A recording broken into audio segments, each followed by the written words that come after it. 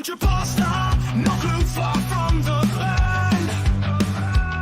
Tottenham stranded in shadows, no man's land.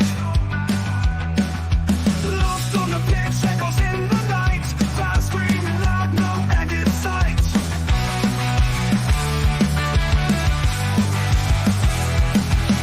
Shift the blame like drifting sand. Promises empty, no steady hand.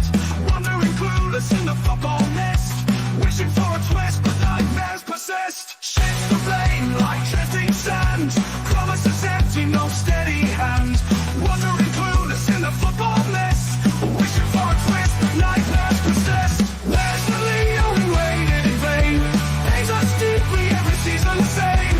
No direction, stumbling blind. Tottenham's lost its mind.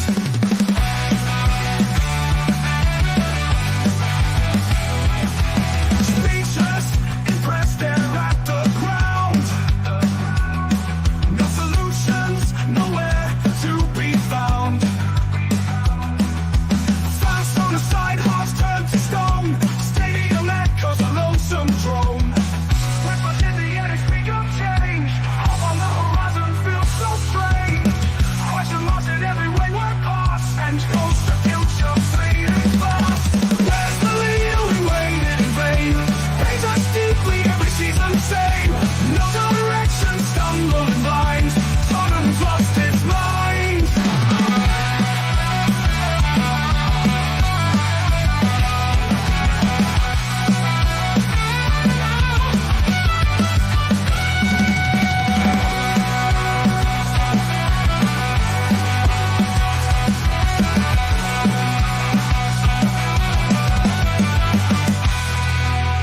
Where's the Leo we waited in vain? Pains us deeply, every season the same. No direction, stumbling blind. Tottenham's lost its mind.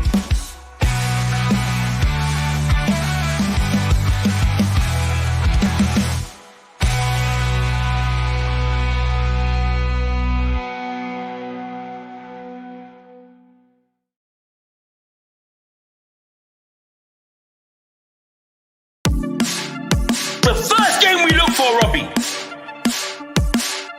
Tottenham away.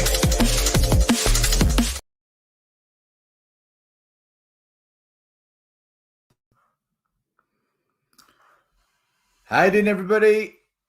Thanks for joining us. It's a last-minute stream that I put together, and it's an important stream as well. I did try and do the Tottenham away intro as well, but it didn't work for whatever reason. I don't know. But it doesn't matter. Intros are intros. Guys, thanks for being here. Like, subscribe, hit the notification bell. Show us your love. I'll show you the love back.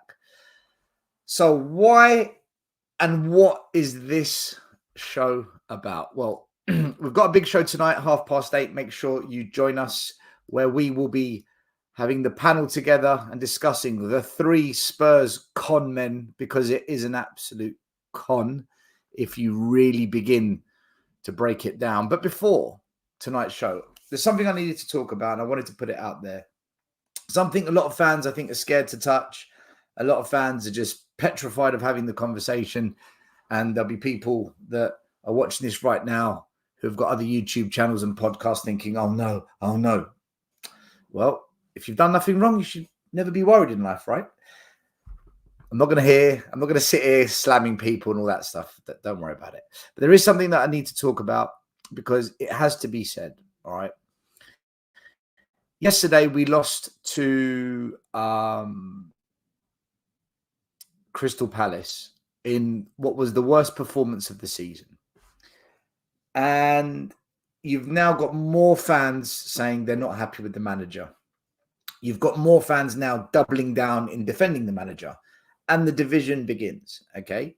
The results, the performances are what divide fans or unite fans. When we had Pochettino and we were challenging for the league, we were challenging for the Champions League, and we were getting to semi-finals of cups, all the fans were together. There was no division. We only began to get divided when we felt that Poch wasn't being backed. But when results aren't good and we're not challenging for much, fans do begin to divide because they're not happy. That's how it works. The problem is at Tottenham, this has been going on for 25 years. And as it stands right now, this is the worst start of any manager since 2008. And all the stats, all the metrics tell us that all those managers got sacked when they were doing a better job. But because the possession stats look good, and because we deny the opposition the least amount of passes before they get out, which is an indication of our pressing game being so good. So because our possession's good and our pressing game's good, all is forgiven. No, that's not how it should work at any football club. So the reason I wanted to do this video is for this purpose. 7 months ago, right? 7 months ago, I went on We Are Tottenham TV. Here's the video. And I said, if this happens, I'm Ange out. And what I was referring to, and you can see a picture of Ange hugging Werner, was if we sign Timo Werner again, I'm done. I'm absolutely done with what fans are saying, journalists, podcasters, YouTubers, fan base, managers, football directors, chairmen, fan groups. I said, I'm done. And there's a reason I said that. Because for me, re-signing Timo Werner is a sign of the ambition that we lack. By re-signing him, you are sending a message that we are going to accept mediocrity again, and we are going to tolerate failure again. It's a major red flag. It is unacceptable. It means nothing's changed. It means Ange is a puppet.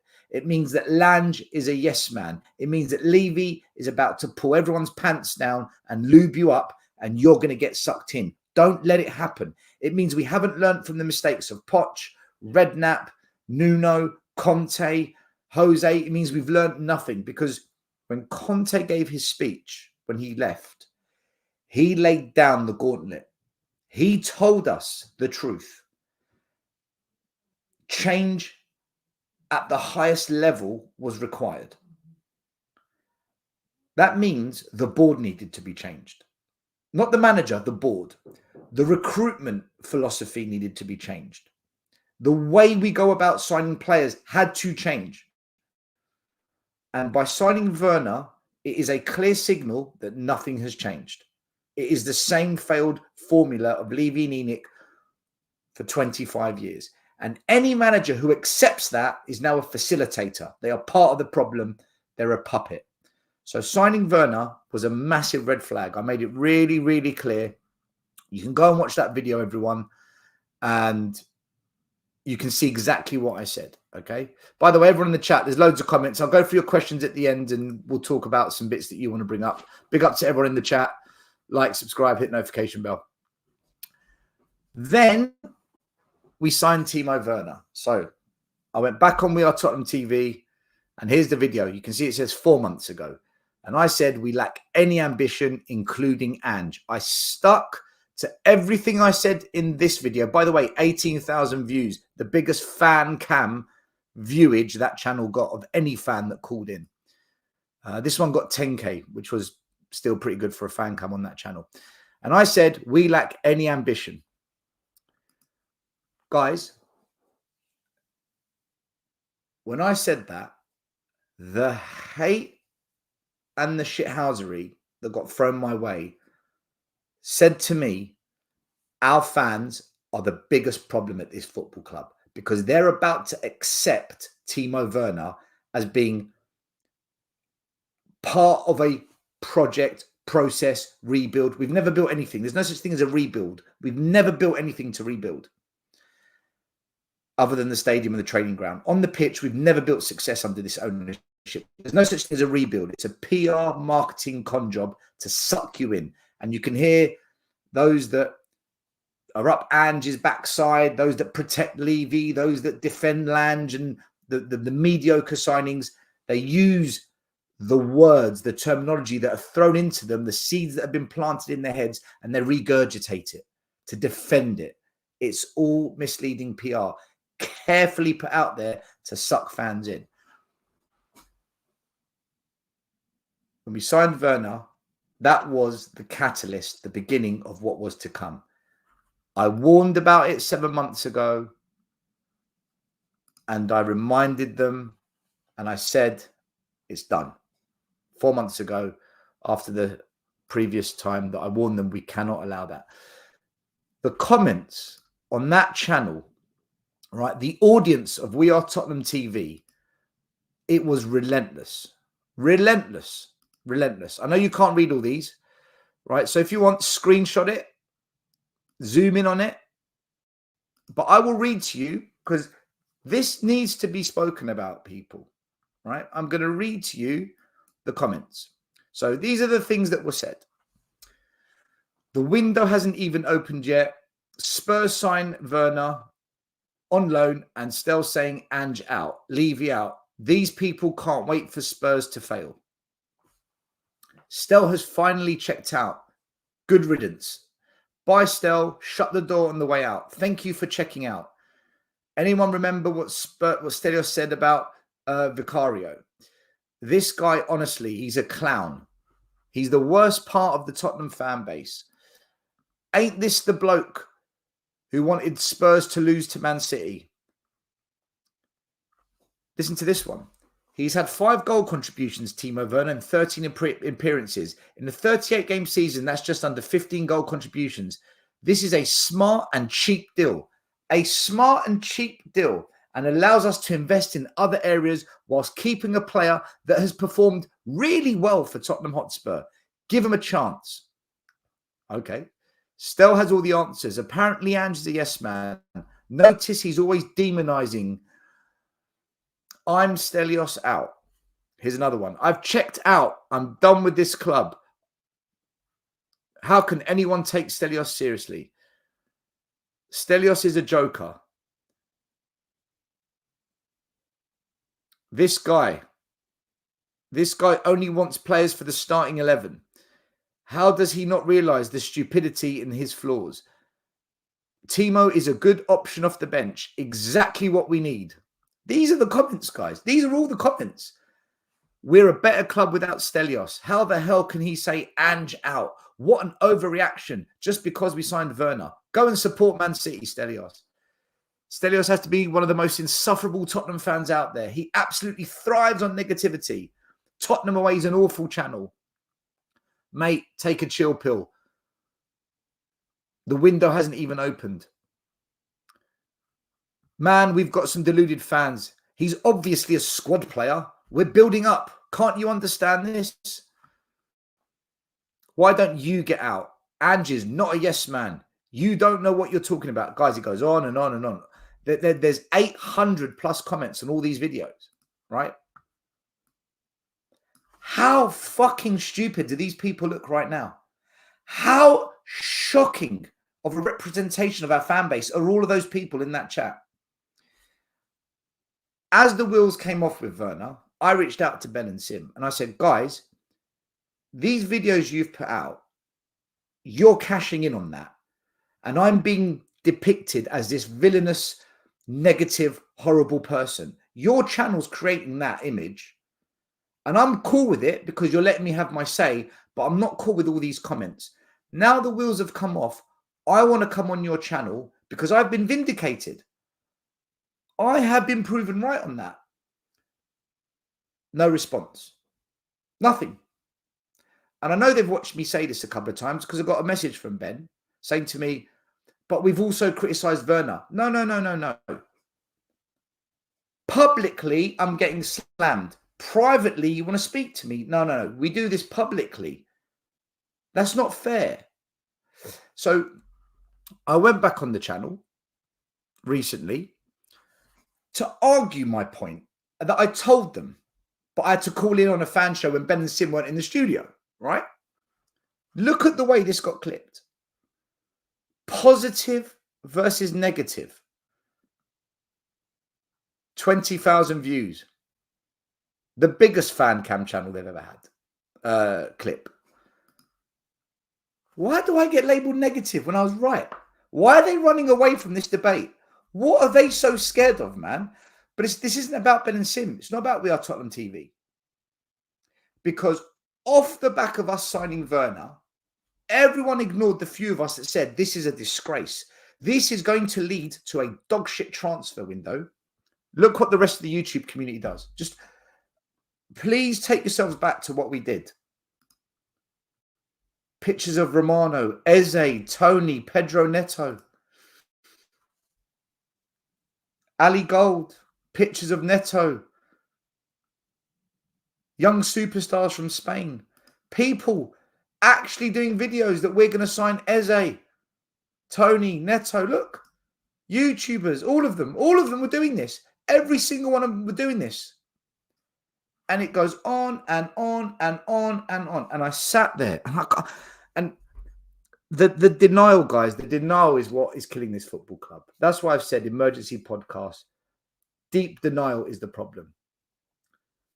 I sat there and I said, if you sign Timo Werner, the same formula of failure that has cost every other manager by accepting mediocrity, whether it's NG, Nkudu, Ndudu, Danjuma, Longley, Chicken Royale, Ben Davies, a history of mediocrity in the transfer market has cost every manager.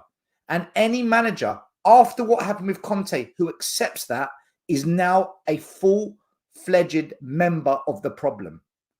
Ange is a problem. Lange is a problem. Scott Munn is a problem. Joe Lewis, Levy, we know they are the key instigators.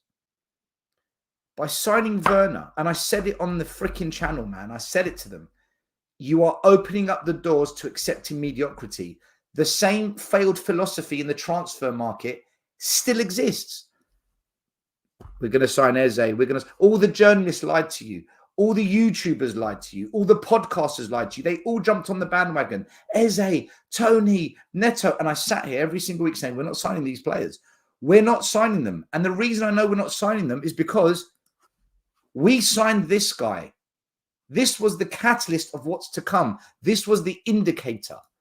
This was the marker to prove nothing's changed. And Ange sat there saying, yeah, I wanted him. Yeah, it's my signing. They've all been sucked in. Everyone. And YouTubers defend this.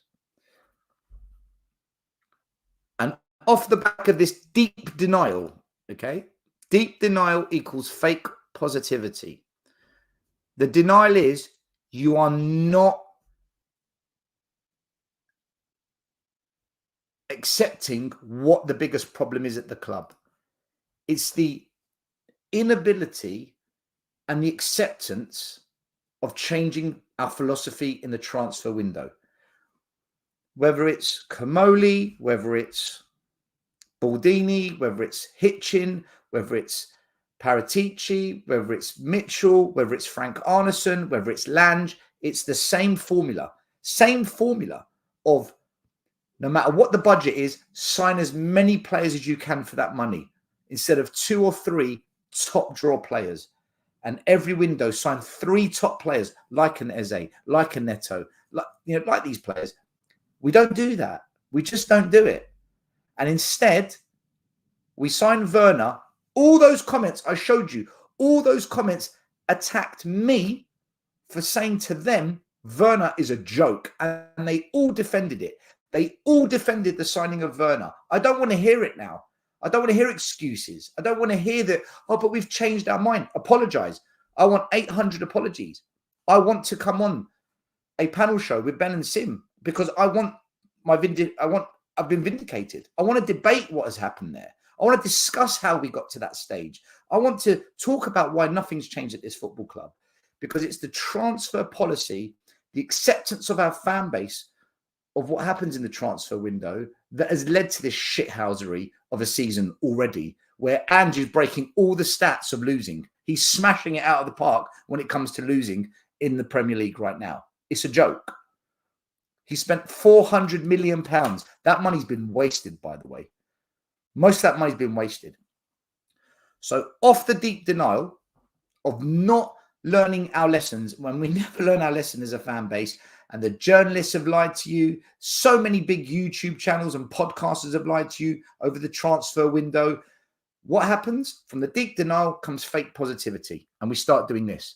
we start making out that we had a good transfer window. Go back and listen to everyone off the back of that window. They all said, I wish we did a bit more, but they defended the sign of Bergvall. They said Bergvall was generational. Barcelona wanted him, but he chose Tottenham because Ange called him. They called Archie Gray generational. What a player. I'm so excited by him. Spurs have signed Gray. We pull Odebert out of thin air. Look at his dribbling stats. Solanke, the perfect fit for Spurs. Yang, the next Heung-min Son. That is the fake positivity because they're in denial. They're in denial that the transfer window hasn't changed. They're in denial that we are still, even under Ange, who they all want to love, who hasn't proven any reason as to why we should love him yet. What's he done? What has this man done for me to love him? Show me something, man. You haven't shown me anything yet. They jump on this denial train and it's shown through their fake positivity of saying things like Timo Werner, good squad player. Fake positivity, people, and it stems from the denial. Kulusevski, best player in the Premier League. Why haven't we turned against the club for keeping this guy? Graham Bergvall, generational talents. They don't even play in the Premier League for us. Brennan Johnson, do you remember him? Silenced his critics. 6 goals in 6 games. Where's he been the last 3 games? Back to his usual self. He's crap. He's nothing special. But because he deleted his Instagram account, everyone cried and, oh, poor Johnson. Shh. You see, he's proven everyone wrong. No, he hasn't. He's done nothing in 3 games. He had a little purple patch, which was mostly against some of the worst teams we've played this season. Ferencváros, Karabag, Coventry's, mostly against crap teams. The goal he scored against Man United was an open goal tap-in. The only goal he scored where I said to myself, that's a really good goal, Johnson, was Brentford. The rest, I'm not impressed, but fans jump on it. Fake positivity. This guy, Solanke, we jumped on this gravy train as well. Scored 2 goals in the Premier League. What a joke.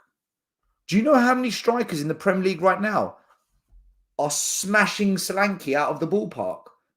Do you know how many strikers? Solanke's not even in the top 20 goal scorers in the Premier League. And before you say to me, oh, but he's missed games, Heung-min Son has missed just as many games. He scored more than Solanke. Solanke's our main striker. This is the truth, right? And this is what fans don't want to hear. We didn't back the best manager we've ever had, who had the best group of players we've ever had. He had the best starting 11. If we just built him a decent substitutes bench, players that can come off the bench and make a difference, if we just did that final bit for this man with the squad he had, we would have won the lot. The day we sacked him was the day the fan base should have all gone after Daniel Levy and all gone after Enoch, but none of them did, except for 100 protesters on the high street who were all called toxic and poisonous.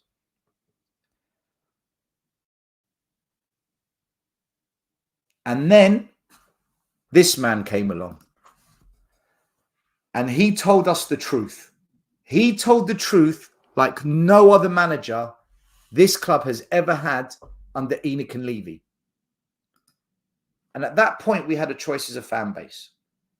Either stand by Conte and demand we start listening to him, or we shit on Conte, we turn our backs on Conte, and we hand over all the power back to Daniel Levy, and we defend mediocrity and we defend failure. We learnt nothing off the sacking of Pochettino as a fan base, because we should have backed this man when he came out and told us. And now we've got this. A yes man. A yes man that says all the right things. Like, we've got our Tottenham back. I win trophies. I want to play football the Tottenham way. It's all on me. These players are mine.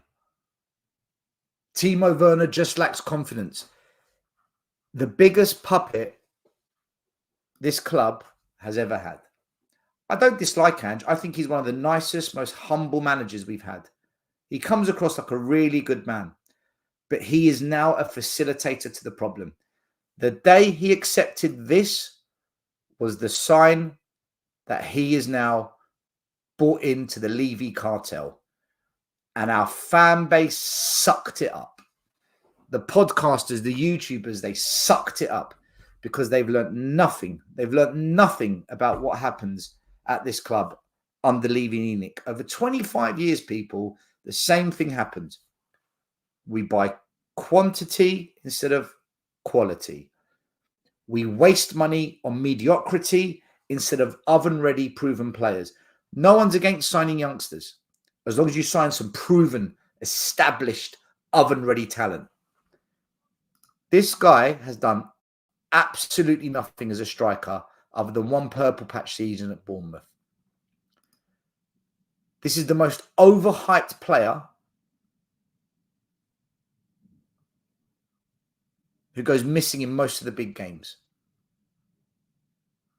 These two have proven nothing at this level, and we've made them out to be the next Messi and Neymar.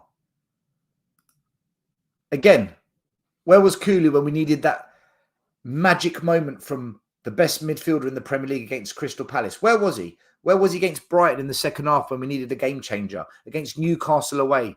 Against Arsenal? Where was he? Yet we hail him as one of the best. How on earth is this guy the solution to come off the bench against Crystal Palace? We took off Kulu and Maddison, our only creative players, to bring on this bum of a player, and the excuse is he lacks confidence. He doesn't lack confidence. He lacks footballing ability. He's rubbish. He's done. He's washed out. That, for me, was the moment. When he came back to the club, I said, forget it. Nothing's changed at Tottenham. Odegaard, Werner, Solanke, Gray, Bergvall, Yang. That was our transfer window. That is mediocrity right there. That right there is all the proof that nothing's changed, because that is the same transfer window in Conte's second season, in Mourinho's second season, under Poch after Mitchell left. That happens to every single manager. And the only one that called it out was Conte when he said, Spence, he's a club signing. I never wanted him. He told us. He told us how it works. And then he blew it all up and told everyone, this club, 20 years, one trophy, same owners. Why? He told us no one at this club likes to play under pressure. The players, the coaches, the chairman, no one can handle pressure here. And you saw it yesterday against Crystal Palace. We're under pressure against one of the worst teams in the Premier League. And what happened to us? We crumbled like a digestive biscuit being dunked in a hot cup of coffee. Second half against Brighton, pressure's on us. We crumble. Conte told us, we refuse to listen to this man. We shat all over him as a fan base because you became so obsessed with the style of football. Go watch Napoli right now, the way they're playing. Please go and watch Napoli, top of Serie A, under this man, how they're playing. And they lost their best player, Osimhen. Go and have a look. He was never the problem. Mourinho wasn't the problem. Poch wasn't the problem. Redknapp isn't the problem. It's Levy. It's always Levy. And you've got people like Lee McQueen on Last Word on Spurs after we lose to Crystal Palace saying, well, there's no point saying Levy out. There's no point saying Ange out because they're not going anywhere. They're not going anywhere because you say there's no point. They're not going anywhere because you are the apprentice winner. And Alan Sugar is one of your close mates who's friends with Levy. You can't say Levy out. You can't go in properly and protest and demonstrate because you've got outside interests that prevent you from saying it. What hope have we got when we've got people on big channels saying things like, there's no point saying Levy out. There's no point saying... No, there is. He's the problem. Levy is the problem. Enoch, Joe Lewis is the biggest problem. Ange is a facilitator. He is now part of that cartel. Too many YouTube channels. You all cover it up. And I don't know why. You haven't got the cojones to do something about it. And we're getting done over by Crystal Palace. We're getting done over by Brighton in the second half. We've lost 50% of our games this season. The worst start to any 58-game period under any manager since 2008. This manager's clueless. He doesn't coach defending. And do you know why Ange is a facilitator? Because he's assembled one of the worst group of players I've seen for the amount of money we've spent. For £400 million, we've got a very average team for the money spent. Nuno Espirito Santo, who we binned. He spent £52 million before he came to Spurs, by the way. We spent £52 million.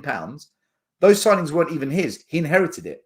We spent £52 million on players that he never even asked for, and he got sacked. And just spent £400 million, built the team that he wants, I guess almost there or thereabouts, and Nuno's above us. He's only lost one game this season, Nuno. Defend it.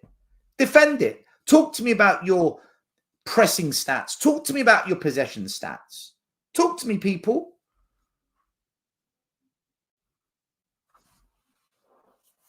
I don't care who the manager of Spurs is. I couldn't give a shit. That's the truth. I really don't care who the manager is.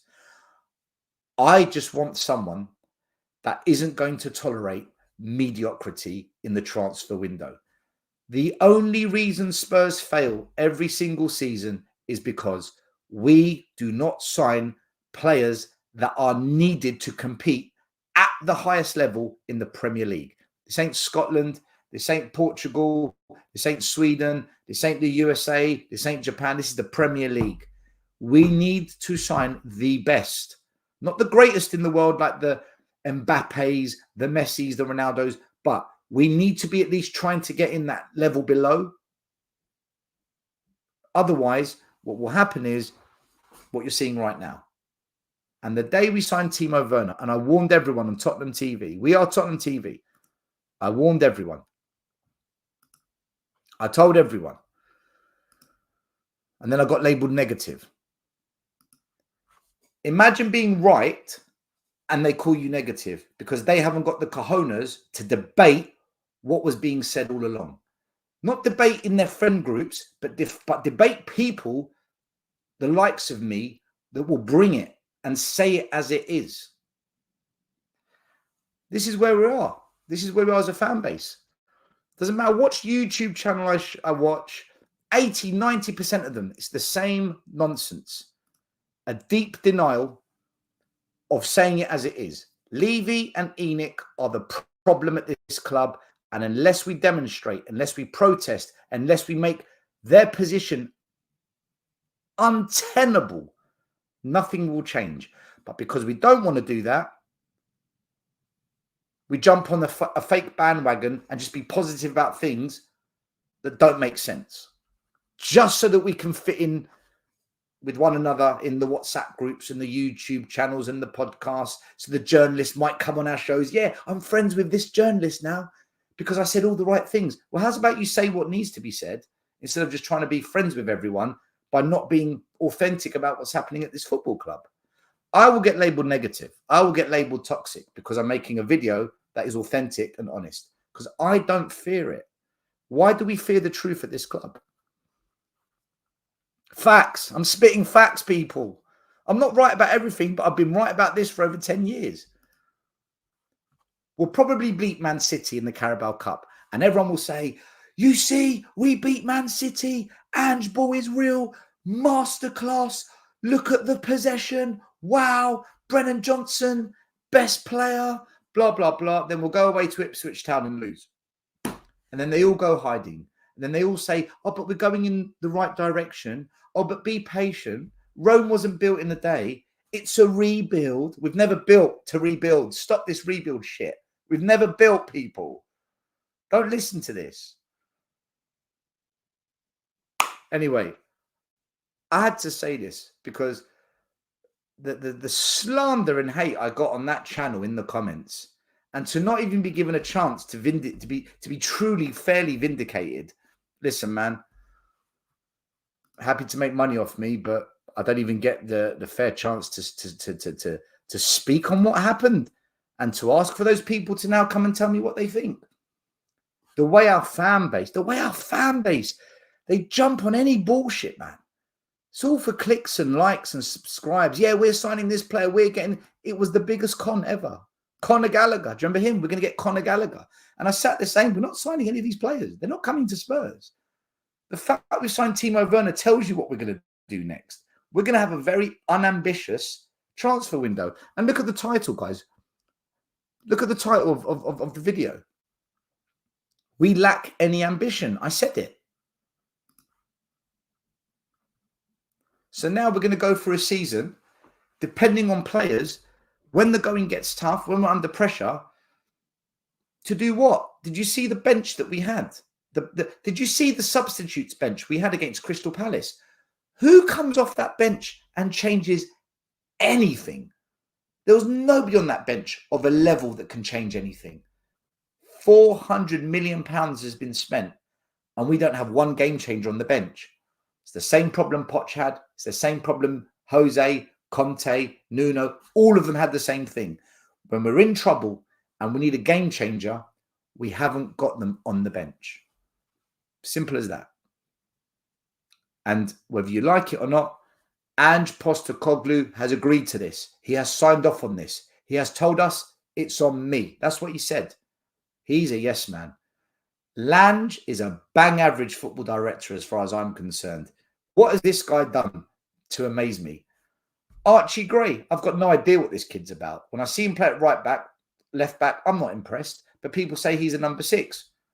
Well, he's not going to play ahead of Saar, Basuma or Bentancur, so what are we doing here? Bergvall doesn't get any looking in the Premier League, doesn't start any games.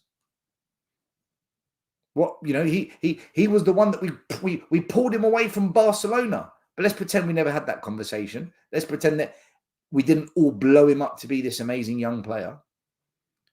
Solanke. Richarlison and Solanke are £125 million worth of striker. None of them come close to Berbatov, Keane, Defoe, Son, Kane, Sheringham, Klinsmann. None of them. Even Freddie Canute. None of them come close to him. Not a single one. But look at Solanke off the ball. Look at his work rate. Look at his hold-up play. We spent £65 million on a player that can hold up the ball. Is this where we're at? Because when we signed him, all I heard was he scored 19 goals. He scored 19 goals. No one said, look at the way he holds up the ball. Look at the way he holds up the play. No one said that. They spoke about the goals he scored. But now, because he's not scoring goals, well, let's find something else to mask the deep denial and promote the fake positivity. Oh, well, actually, look at his hold-up play. The guy don't score goals. We all said Son can't be the striker last year because we need someone that is a proper striker, a proper Harry Kane replacement. Well, Harry Kane scored goals.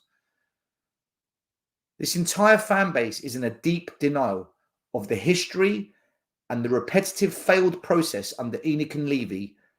They are so in denial of that process that we've repeated again, that in order to mask their denial, it's fake positivity and it's unraveling again. And they are all going to look so dumb because the failure to accept the transfer window is where it needs to change at this club. Our biggest problem has always been the transfer window. If another manager comes in, can he get a better performance out of the group of players we've got? Yes, he can. Will he win us a league title or trophies with these group of players? No. Udogie is not a good defender. He's so inconsistent.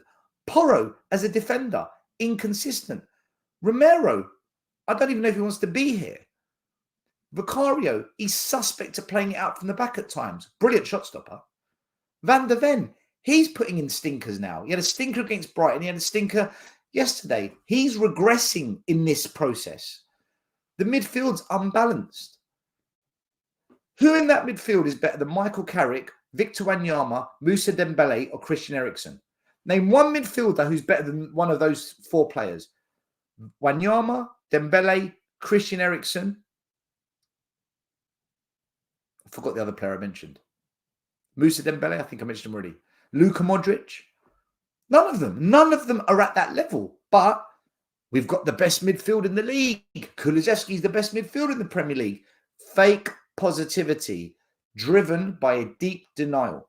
The deep denial being you won't freaking do what it takes to demand and put this board, this owner, this chairman under pressure to either piss off or start delivering proper transfer windows consecutively. That's our failure. We've accepted mediocrity into this club. We've got one of the worst front threes in the league. Solanke, average. Odebert, God knows. But he didn't do anything special at Burnley. Johnson, oh, he silenced everyone. No, he hasn't. No, he hasn't. He's nothing special at all. And then you've got Werner, who is an abomination of a football player that shouldn't be at this club. I've got no sentimental value to him. I've got no emotional attachment to him. He's rubbish. I don't want him at Spurs. And then you've got Eze, who, well, he's actually not all that. He balled out against us the other day, didn't he? He had a field day against us. People, he's accepted mediocrity into the club. £400 million wasted on an average team. They're nothing special. And that bench is dog shit. He told us the truth and we turned our backs on him. He was the best thing we had going and we turned our backs on him. Average, needs to go on loan.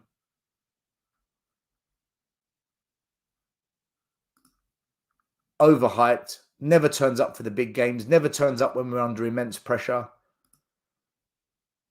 Every reason as to why Project Levy Lange is a joke. This was the catalyst. 7 months ago, I warned everyone. I said, can you not see what is potentially going to happen? And then when it happened, I told you, we're doing it again. We are doing it again, and Ange is accepting it. Anyway, listen, people, I had to speak on this because every time we lose a game, we can talk about tactics, we can talk about substitutions, we can talk about refereeing decisions, we can talk about the manager, the players, but it all comes back to one thing, people. It all comes back to one thing. The chairman has never, and he will never back a manager the way we need to be backed. He only employs recruitment officers, football directors that are going to do it his way, the Levy way, the failed formula way. And he's hiring managers that do it that way or no way. And Ange has accepted the failed formula process. He's a facilitator. And that's why he's a yes man. Ange is a massive puppet. He's a massive yes man. He can say whatever he wants to us. It's on me. I make the final decision. I know what I'm walking into. Fine, you're just digging a bigger hole for yourself, buddy. This team is nothing special. £400 million spent. I've never seen Spurs spend that kind of money. I've never seen any manager get that kind of financial backing. What the fuck have we spent with that money? We've got wing backs who are told to invert. We've got a midfield that's unbalanced. We've got strikers that don't score. We're trying to make attacking fullbacks become defenders when they've never been defenders. They've been attacking fullbacks. We refuse to play into a back three. Dragusin sits on the bench doing nothing. The options to come off the bench to change a game, non-existent. The best dribbler we've got in the club, who I've seen dribble this season, is Mikey Moore. And he's 17. We can't put the whole club's future this season on his shoulders. That's ridiculous. But he's the best dribbler I've seen. Who else dribbles in this team? What other player gets on the ball and beats one man, beats two man, that can do what Eze does or what Saka does or what other good dribblers in the league can do? Nobody. £400 million and we can't do that. Nothing's changed, people. Nothing's changed. Absolutely nothing has changed at this football club. I cannot believe, honestly, that so many fans are just like Lee McQueen, where they say things like, there's no point saying Levy out, Ange out. Yes, there is. If that is the problem, it is the only point we should be focusing on. They're not going anywhere because you and thousands of fans don't do anything about it. Daniel Levy, right? Daniel Levy, the Europa Cup games cost £30 a ticket. Because he didn't sell enough tickets for the first game against Karabag, he put it up by £5 to £35 a ticket. So then when we played AZ Alkmaar, he now had 9,000 empty seats. Can you spot something? You put the price up, less people go. People don't want to pay a lot of money to go and watch us play against these random teams we've never heard of across Europe. So now he's made the Roma game a category C, which is basically the average prices will be between £45 to £60 a ticket. £45 to £60 a ticket for fucking Europa Cup. And Roma are rubbish. They got spanked 5-1 by Fiorentina on the weekend. They're mid-table. They're nothing special. What does the Spurs Supporters Trust do? We're not happy. We shouldn't accept this. Shut up. Just shut up, Spurs Supporters Trust.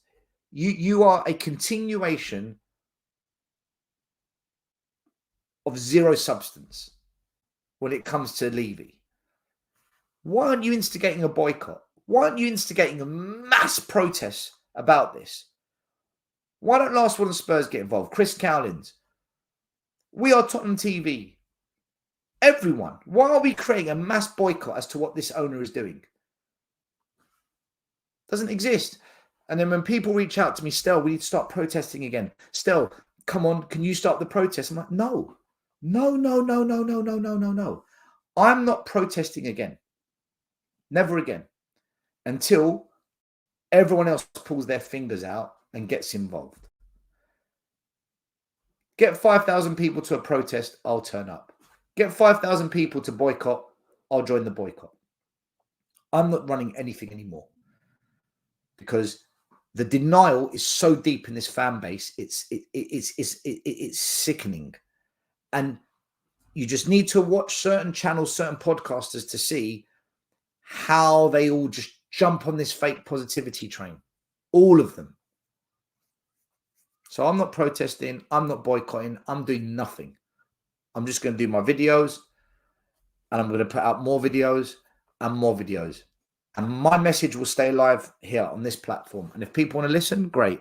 If not, you choose where you want to go. It's for everyone else now to pull their fingers out because I can't change it. I can't. There's too many people that say dumb shit. Like, there's no point.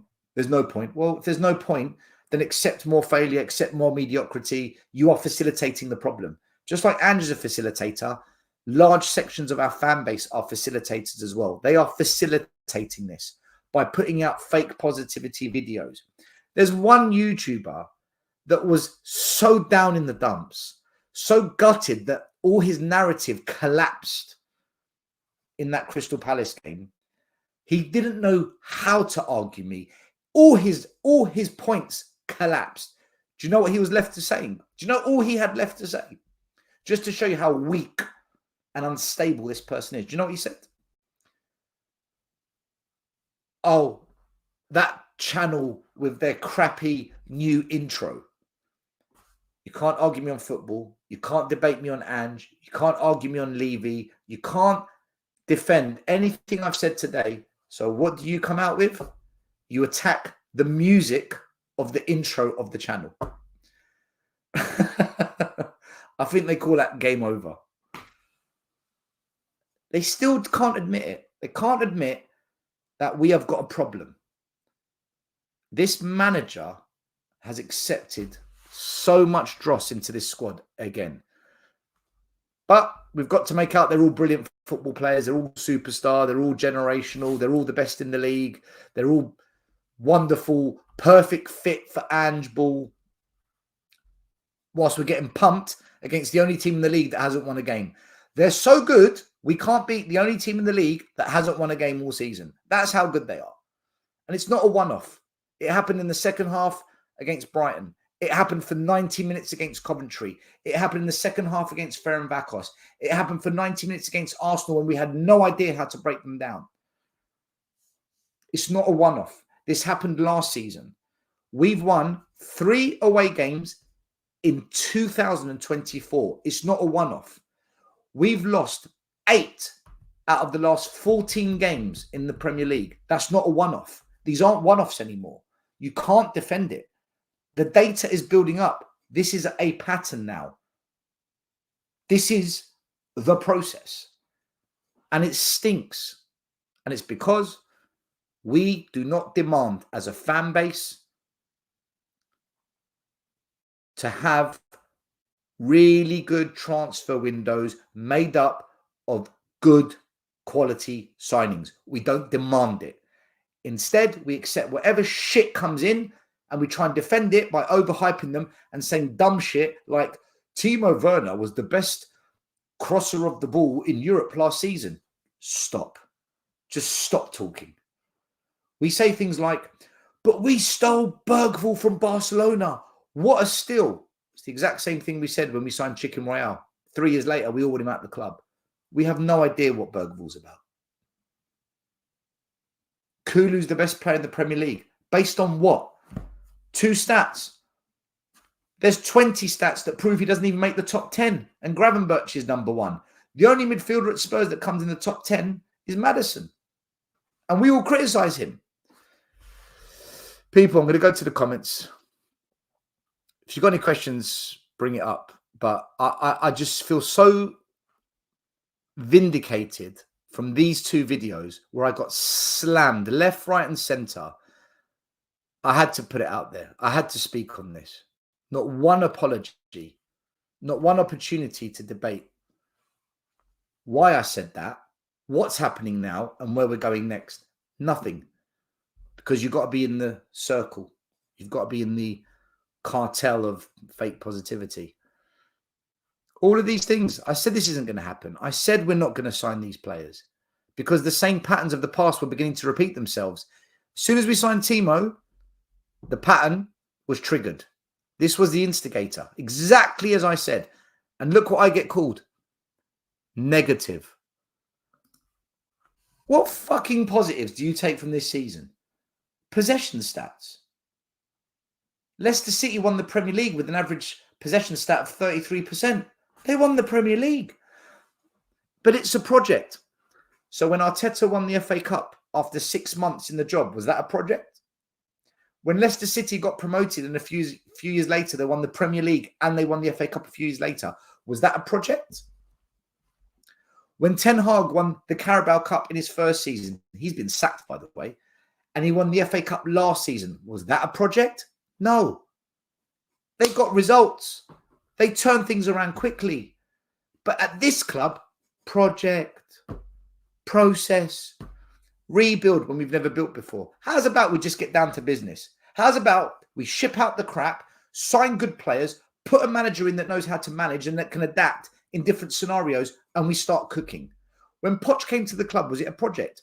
He challenged for the league in the second season. Pochettino challenged for the Premier League in his second season. There was no project.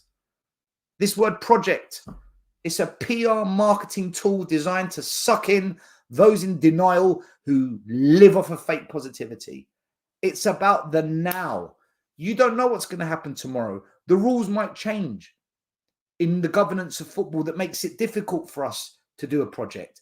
The rules might change that says the spending powers are going to change again, which makes it even easier for us to be successful. Are we going to take advantage? Fuck the project. Screw the rebuild. There's no such thing. We never built. Now, Conte's gone to Napoli. They're top of Serie A. Is that a project? Is that a 5-year process? No. He's cooking. Sorting. He's getting down to business. Spurs, get down to business. Spurs fans, stop being sucked in. Stop lying to yourself. Stop this denial. Every excuse when we fail. But it's a project. But it's a process. Give it 5 more years. It's been 25 fucking years. 25 years. And we're still defending shit like this. We still think players like this are going to win us trophies. We think this guy even comes close to the strikers we've had in the past. We are in such a denial, man. We are in a deluded state, a spectrum of fake positivity across the fan base. Very few say it as it is. And they all sit here, and this is the classic one you're hearing right now, right? This is the best one of the lot. I love this one. This always happens to us. These results, these bad results always happen to us. Is it the manager? Is it the players? Is it because we played in Europe last week, but we made 9 changes in Europe? It can't be that. It can't be every manager. I just don't know what it is. I don't know what it is. The reason you don't know is because you're in denial. It's Daniel Levy. It's Joe Lewis. That is the problem. And they sit there, these intelligent entrepreneurs, these actors, these singers, these journalists, these people that go on YouTube who are lawyers and work in finance. They all sit there and they say, I don't get it. I just can't put my finger on it because your finger is stuck up your culo. Pull it out and you'll see what the problem is. It's Daniel Levy. It's the shit transfer windows that we have under this chairman. It's this chairman's obsession with a failed formula. It's the chairman who hires and fires managers that aren't good enough. It's the chairman who fires managers before a cup final. It's a chairman who has the best manager he's ever had that works with the youth, Pochettino, and he didn't want to back him. He got rid of him to bring in a manager to win a trophy who gets to a cup final to win the trophy and sacks him. I can't put my finger on what the problem is. I just don't know what it is with Tottenham. This always happens to us because the chairman's still here, because Daniel Levy's still here. Joe Lewis still owns a percentage of, well, the biggest percentage. It's under a trust, but he's pulling the strings because Donna Cullen's still here, putting out dumbass, easily brain-seeded, implanted rhetoric that you get sucked in by. We've got our Tottenham back. Yeah, we love that. We're going to play the Tottenham way. Yeah, we love that. The Tottenham way's failed for 30 years. I don't want the Tottenham way. I do not want the Tottenham way. That's the new one you hear. Listen carefully to the podcasters and the YouTube. Listen very carefully to their debates. It's the same shit. I can't put my finger on what it is. You know, hey team, hey Spurs fans. Listen, guys, I just don't know what's wrong with us because you refuse to step out of your denial. You're deluded. The problem is the same problem. It will always be the problem and it will never go away. Daniel Levy, Enoch, Donna Cullen, end of conversation. End of problem. They always fuck us. Until you can accept that, then you'll begin to stop accepting this kind of crap. This kind of crap. This kind of bang averageness. But instead, what they will do, Solanke's been brilliant for us. Look at his work rate. He's holding up of the play. Because you won't accept that you're in denial, you peddle fake positivity. And we're fucked as a club. Because it's only the fans that can change it now. Unless the fans wake up, stop the bullshit, stop the happy-go-lucky, happy-clappy fake positivity, which all comes from your denial, we're doomed. But I just don't understand what it is. I can't put my finger on it. Well, you're not very smart then, are you? You're not very clever. I don't know what more we can say. People, this had to be spoken about because this is going to keep happening until we wake up and do something about this ownership in mass. And I cannot lead it, and I'm not going to be the front man of it. It's for all the others to wake up. I've been awake for a long time on this topic. All right, people.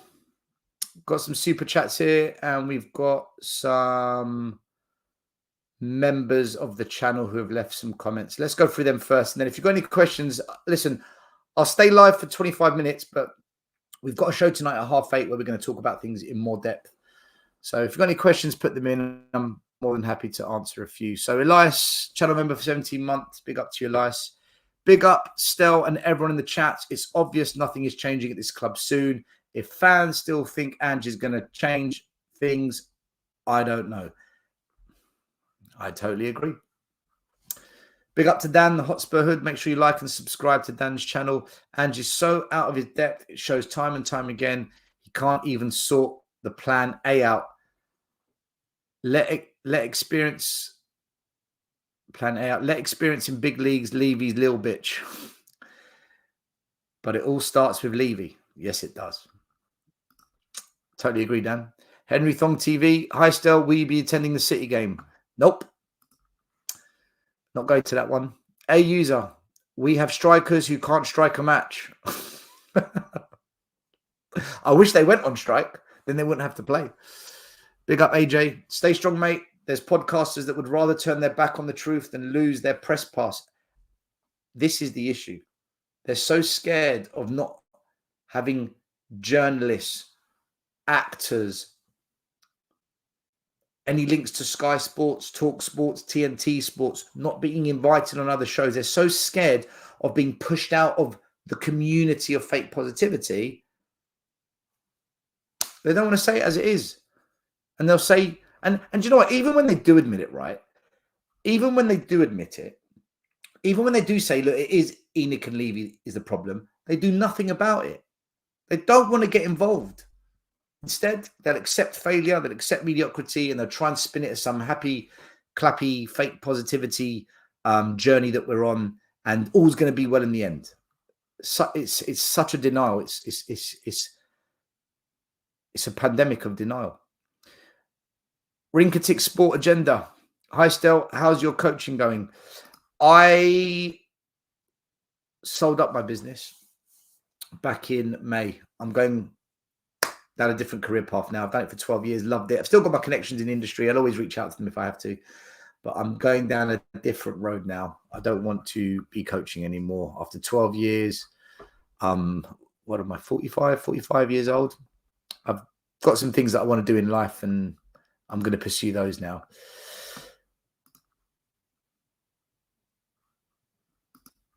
Anyone have a spare few billion to buy Spurs? Do you know what? That's often an excuse that people bring up. Well, show me your billion, you buy the club. Well, no, how's about we all get together and force them out and make their position untenable? Sponsors don't want to be linked with a club where it's toxic. Kit manufacturers don't want to be linked with a club where kits don't sell.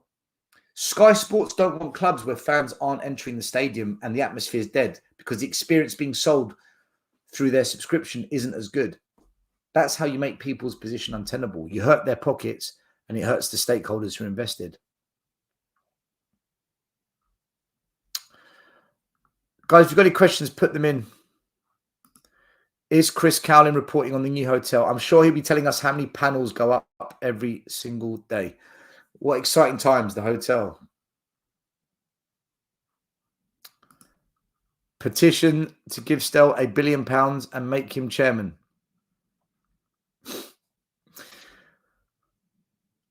Don't think I'll get the support. Stel, what manager do we get next when Ange does get sacked? Because let's face it, he will eventually. It doesn't matter. I hate Marmite. It doesn't matter.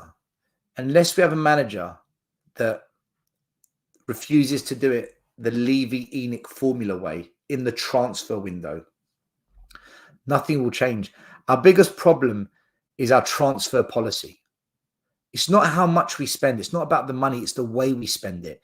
It's always quantity. Look, last season, I think we spent something like 260 million, 230 million. We signed 11 players. 11. That means the average price of a player was something like £20 million a player. Well, that's not how it works. You look at Declan Rice for Arsenal, 100 million. Look at what he brings to the table. Look at what he does for that club. Haaland, 60 million. When we do spend big, we spend it on crap like Richarlison or average like Solanke. We need to start spending big on proven players over time, not these one little hit wonders that have one good season in their life. I've mentioned players like Eze. I've mentioned players like Kvaratskhelia. We've mentioned players like Zubamendi. There's players out there that we can get at this club if we pay the money. But it means instead of signing 8 or 9 players, we might only sign 3. But what if those 3 win us games? They perform in big moments. Surely that's what we want at the club.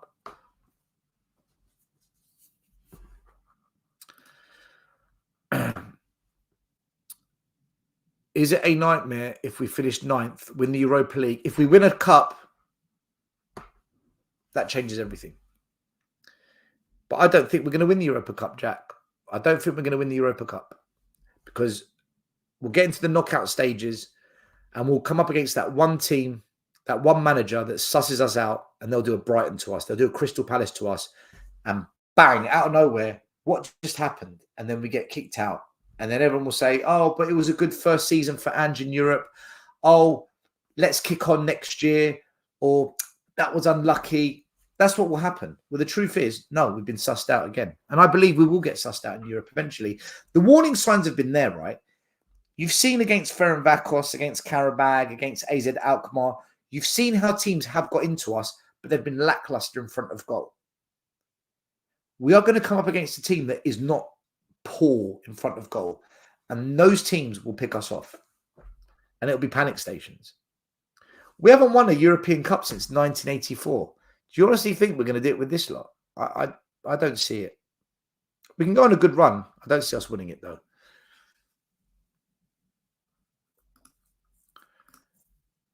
Sorry, Mark. Do you think Ange will be gone by Christmas? No. No. Our fans won't. Our fans won't. Our fans, the standards aren't high enough to demand that kind of change. Most of the fans will say things like, we can't keep changing managers. So even if we've got the wrong manager, we've got to stick with him because we can't keep changing managers. That'll be the excuse. That'll be the PR. That'll be the rhetoric that they all share and tweet and put on their shows. You know, we can't keep changing managers. Okay, so we'll just keep a manager that is just really bang average under pressure and the team collapses. That makes perfect sense. We need to go after Levy. I've said it so many times. I've said it so many times.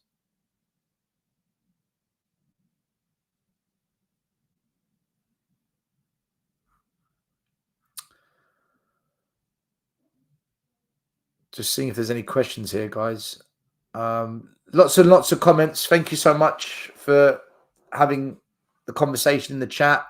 Thank you all for engaging with the show and one another. If there's any questions, I'll answer them. I'm just going through the chat. There's so many comments. To try and find the questions. Let's have a look. Maybe I've missed some previously. I'm going to be going live for another 20 minutes, people. So if you've got any questions, put them in.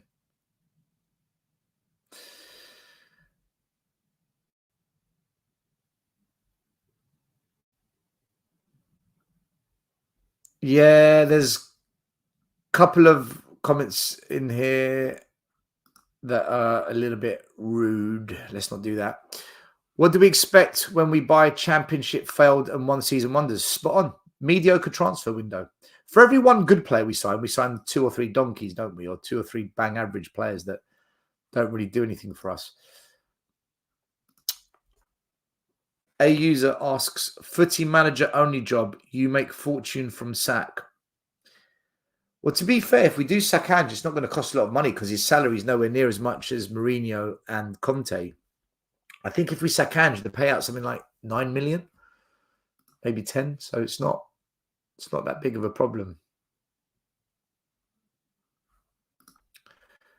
Still, wages are the caveat in all our dealings. And you're right. Our turnover to wage ratio is one of the lowest out of the top clubs in the league. So you do make a good point, Alan. I do agree. But then you got to change that. You know, if you want to win trophies, if you want to be a big club, that needs to change. Or instead of spending wages on 3 players, sign one really good player that gets all those wages collective for himself. So instead of paying 60,000 to that player, 50,000 to that player, 70,000 to that player. Why not put that all together? That's 180 grand and pay a really good player. So there's got to be some jiggery pokery there, not just, but the wages are a problem. But you do make a good point. I don't disagree with you at all there. In which area of the team do we need to address in January window urgently? I think we need a proper striker. I think we need a proper left winger. I think we need a proper right winger. I think we need someone that can get on the ball and dominate a game of football the way Moussa Dembele, the way Michael Carrick used to. I think we need a proper number 6. I feel that we need real options at left and right back that make a difference, not Archie Grays and Spence, proper players that are going to challenge Udogie and Porro, because right now I'm not convinced by them as defenders. So there's quite a few. That's just the starting 11. As for the bench, I'd replace most of the bench. Still, any news on future protests? I'm not doing any more, mate. It's for everyone to start getting on the case of all the other channels and other YouTubers, podcasters, journalists, and start saying, why are you pushing out this fake positivity? Why are you pushing out this denial that you're in? Why aren't you doing something about it? Why is it always be patient, be patient? Rome wasn't built in a day, but when we win, masterclass, amazing.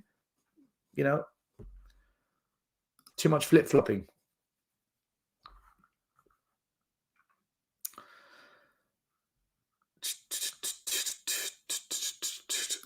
Big up to Charlie. Make sure you follow No Filter FC. Charlie is probably one of the best content creators in terms of his conversation out there.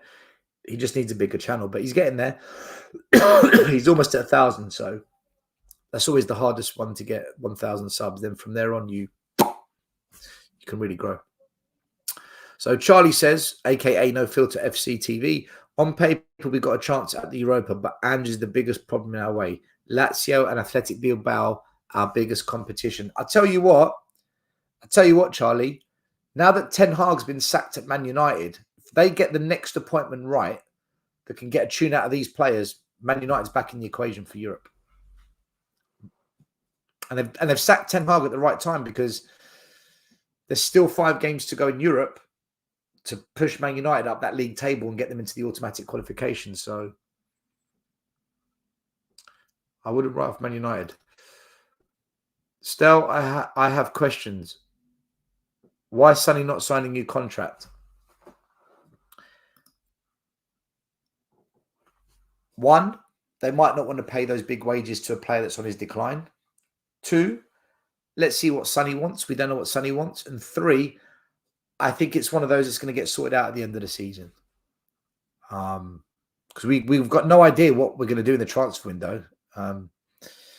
We've got Odebert that plays on the left. We've got Werner that plays on the left. We've got Mikey Moore breaking into the team. We've got Yang coming. If you keep Son as well, I think we should keep Son until we get a proper replacement for him. We haven't replaced Son. Let's have it right. We haven't properly replaced Son. I'd keep him until we get a proper replacement, but Son does need replacing at some point. People are scared to admit the truth that Levy is the problem. Mate, go tell that to all the YouTubers and the podcasters and the journalists. The amount of nonsense and media PR spiel that they put out there, it beggars belief. Do you know, they hate the fact that this channel exists. They hate the fact that this channel is prepared to put content like that out here. But here's the thing. I bring forward a solid argument. I bring forward a debate that I can back. They're all petrified to debate it. And if you ever do challenge them and say, why won't you debate still? They'll make it personal. They'll make it about some lie or about some misleading information. They'll justify it with the same fake positivity they use to defend what happens at this club. They'll come up with some more fake bullshit to justify it. It's because they can't. They can't do it. It's where we're at, though. Tottenham's accounts next April will be interesting reading. Will the club be in the red? I think we've been in the red for the last 2 years. If I remember clearly. Question: who is worse, Cowlin, Sachs, or Gold? They're all cut from the same cloth, mate. They're all cut from the same cloth. None of them will do what we need as a club. None of them. If they do, I'll be gobsmacked. I'll be pleasantly surprised as well and happy, but I don't think they will. They're not interested. Their channel's more important than the success of our football club. Still, I don't see anything changing. Levy got fingers too deep in other pies, a very large cash cow. Would you agree? I disagree, because how do you know nothing will change unless we try? We haven't tried as a fan base. 100 fans have tried on the high street. That's not the fan base. The fan base is 3 million in the UK. Something like 100. It's huge numbers globally. So unless we try, we don't know. It's like when people say, I can't drive. And then you ask them, well, have you tried? No. So how do you know you can't drive? I can't. Well, you don't know unless you try. We haven't tried. As a fan base, we haven't tried. Charlie, no worries, bro. Always. Ten Hag has been sacked today. Yeah. And you know, in some ways, I think that's quite tragic, because he's won more in 2 years than Tottenham have won in 20 years, 25 years. He's won more in 2 years than Spurs have won in 25 years, and he's been sacked. Ten Hag would have been our third most successful manager since we were founded in 1882. Just put some context on that. In over 140 years, what Ten Hag has achieved at Man United would have made him the third most successful manager at Spurs, and he's been sacked at Man United. And do you know why Man United have sacked him? Because they mean business. They are going to fix that club. Ineos will fix that club over time. They will have a new stadium. They'll have a new structure. They'll have a new manager. They'll have a new transfer policy. Over time, they will fix it. Or at least they'll give it a proper go. Whereas at Spurs, we're not even giving it a go. Timo Werner proves it. The signing of Timo Werner and loads of kids has proven we're not giving it a go.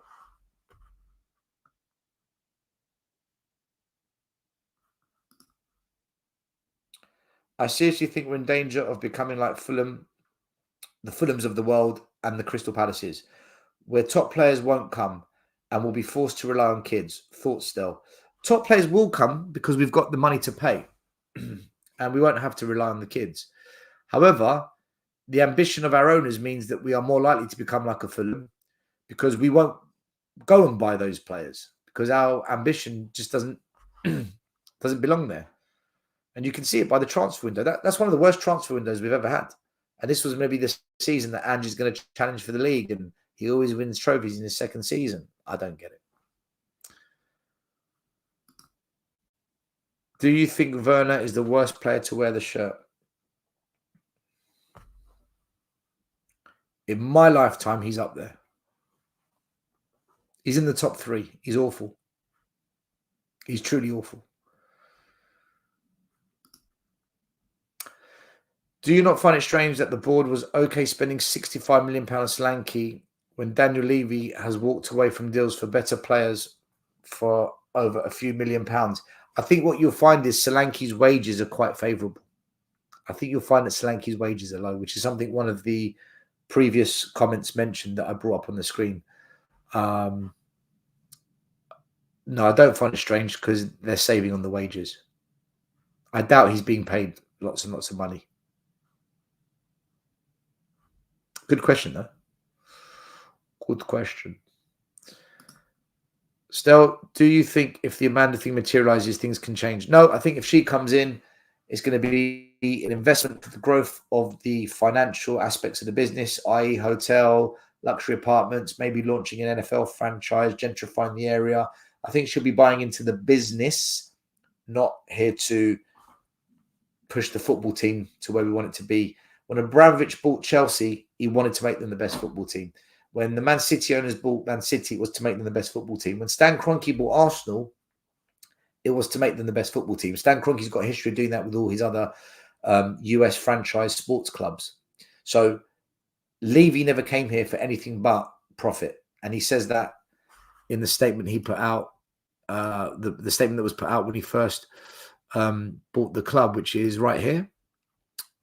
It's circled in red when they bought the club, the strategy was to build an international sports and entertainment group to profit from media interest, meaning as the media wants to be more and more involved in sports, i.e. pay-per-view, TV subscriptions, pushing the brand of football globally, they wanted to benefit from that media interest and profit from it. That's why they bought the club.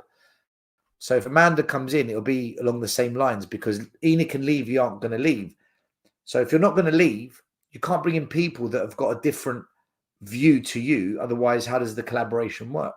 You've got to be on the same page. So I believe she'll be coming in to make money. I'm not excited by Amanda coming in. What's she ever done? Like, what has she ever done at any football club for me to say, yeah, we're getting Amanda? I think the excitement of something different is what maybe some people might be jumping on, but I personally don't think she changes anything.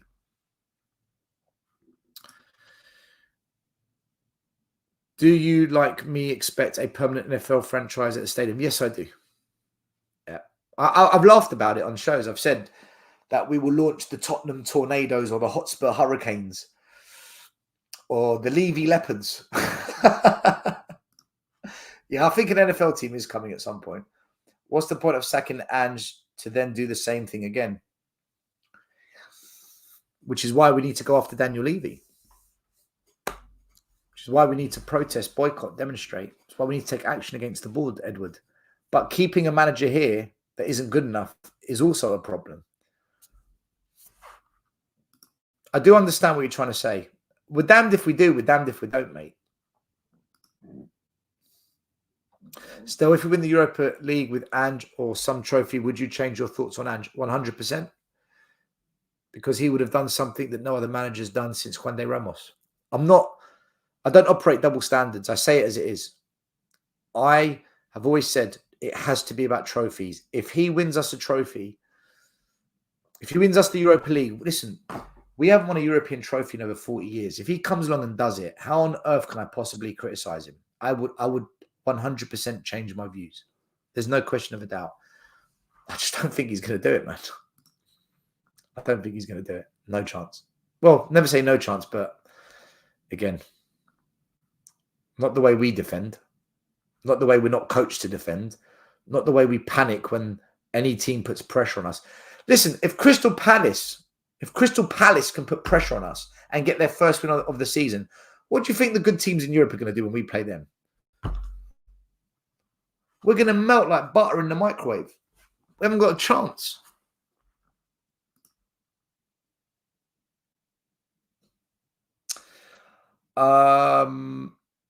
Apparently, I've been supporting them since 81. It's hard work, mate. It really is. Okay, I've been sent some WhatsApps. Apparently, I've got to put them up on the show. Let me have a quick look at them. I'm running out of time, so what I might do is I might use them on the show later on at 8:30. Let's have a quick look. Okay, listen, I'll definitely use these tonight. I promise you. That's quite funny, actually. Dan, I'll use them tonight. I promise you.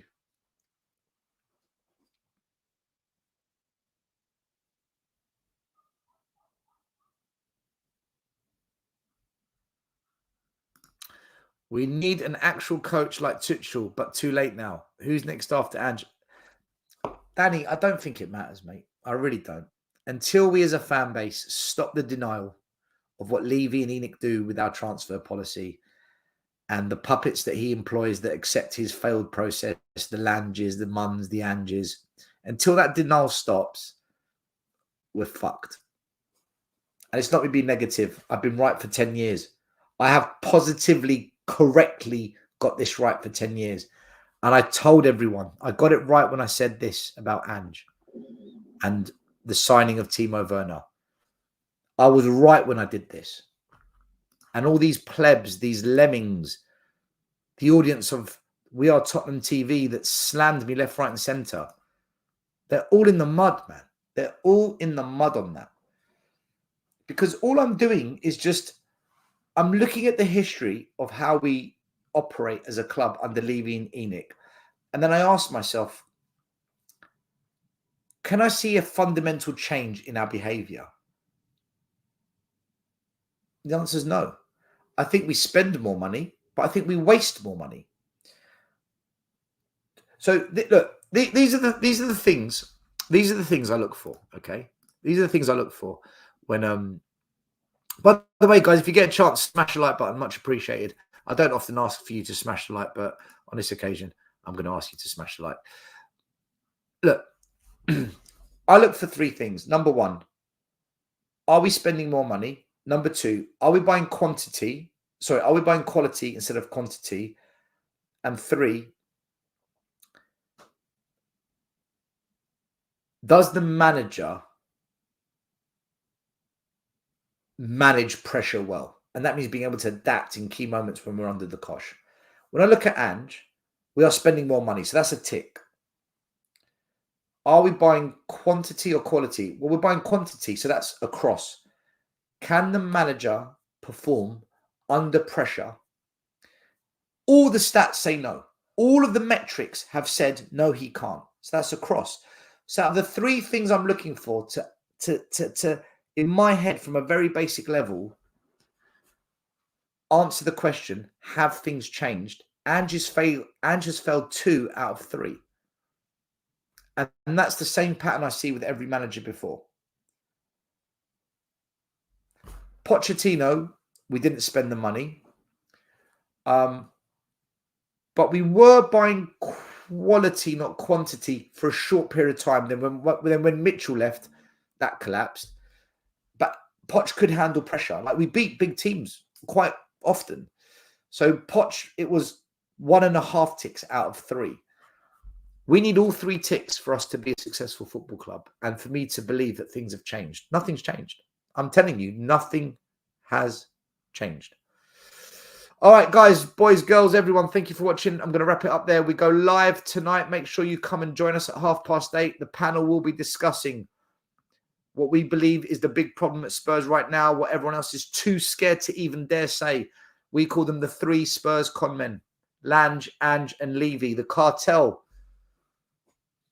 We will be discussing tonight and some other bits. Come join us. Thanks for watching tonight. Big up to all the super chats on this show. Elias, Dan, Henry Thong, A user with a couple of super chats, AJ and Rinkatik. Guys, thank you so much. Everyone in the comments of the show, thanks for watching. Tell your friends. Share with as many Spurs fans. Put the word out there. We need to start changing the conversation at Spurs. People need to start talking about the real problem and acting on it instead of the fake positivity. Remember, deep denial equals fake positivity. The denial needs to stop. Guys, thanks for watching. We'll be back at 8:30 tonight. I will see you there. Take care. The first game we look for, Robbie. The first game we look for, Robbie. Tottenham away. When we got Tottenham away. Tottenham away. When we got Tottenham away.